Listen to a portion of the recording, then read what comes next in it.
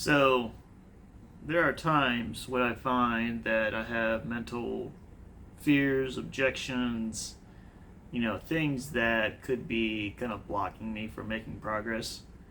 And there is a certain vagueness sometimes that occurs with these fears. Or I say vagueness. I don't know that the fear itself is necessarily all that vague, but if I don't, like maybe I don't pause to really consider. I guess it's not that clear to me in my mind what that fear is, or maybe I don't really have it just listed, like written down in a journal, just like there's the sentence that says this is what I'm scared of.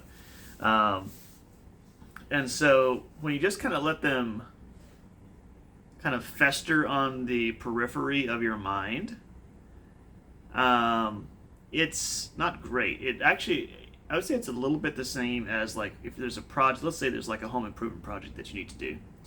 And, you think about it, you're like, it looks kind of complicated. You're not really sure what you're going to do. It might not actually be that hard. You just don't know what the steps are yet. You haven't dug into it.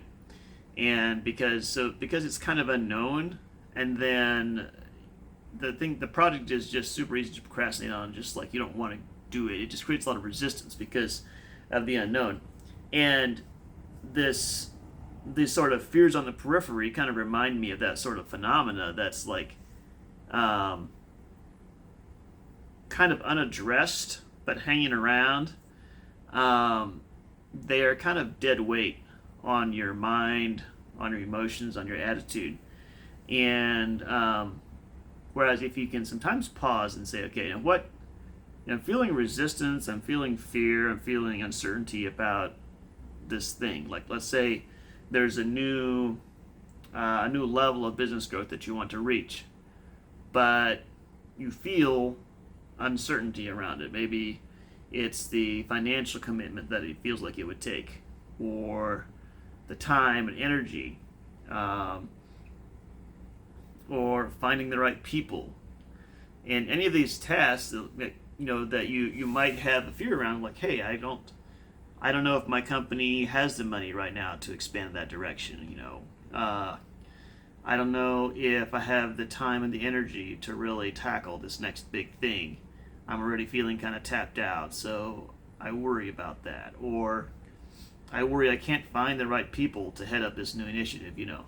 Um, Things like that that have just kind of left kind of percolating on the side can really slow you down and make so you don't take action towards this thing that you really do want. When at the end of the day, like if this thing that seems good, if it were to work out, you would want that thing, you may stay on the sidelines. You may not do anything about it because you've kind of got this peripheral haze of fear and doubt that is keeping you stuck, basically. And so I find it can be helpful for me sometimes just to put down the questions, the fears, whatever the things are that I'm dealing with in regards to a next step in life, and to kind of get them. It's kind of like if you take a lie out into the open, and then the truth can shine on it, and you can figure out how to it can neutralize the negative effects of that lie. In the same way, if you get a fear out in the open,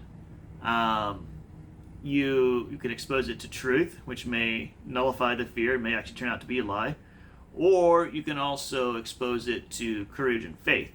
So, courage being the idea that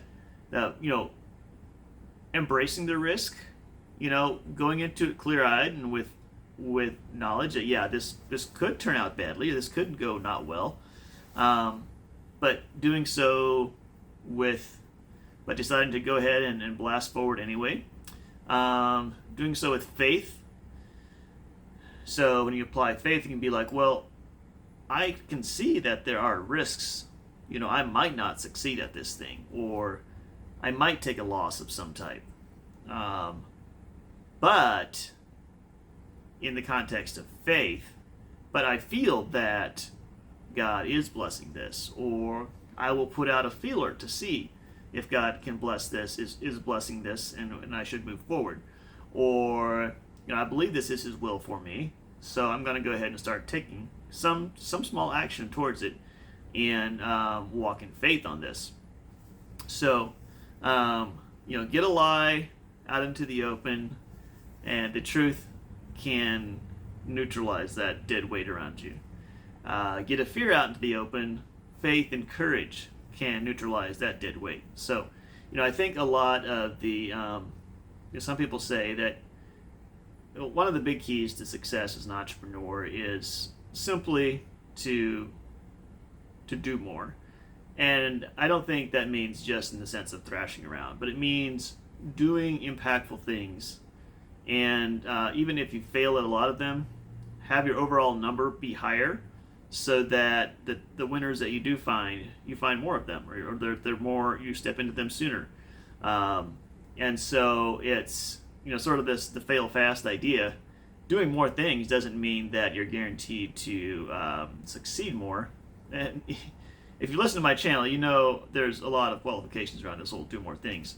But in fact, one of these next videos may actually kind of give a counterpoint to the idea of more things. But what I'm saying is, without the dead weights of your fears, the lies, in other words, without the mental garbage, the emotional garbage, keeping you from moving forward into the areas that you want to go, think of how much faster you could reach your goals, how much more effectively, and how much more fun you could have on the way there.